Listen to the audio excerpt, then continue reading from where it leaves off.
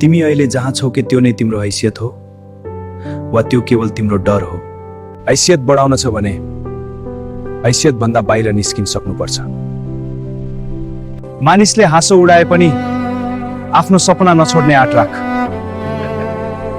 सानो घेराभित्र बसेर ठूलो सपना पूरा हुँदैन। डरको भित्ताभित्र बसेर सफलता भेटिँदैन।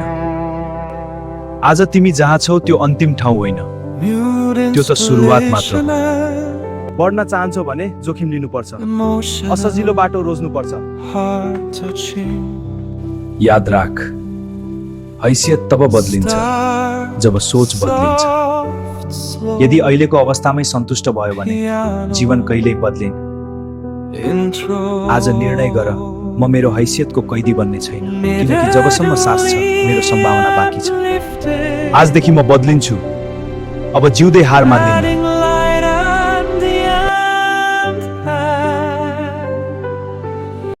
यो भिडियो अन्तिमसम्म हेर्नुभएकोमा धन्यवाद।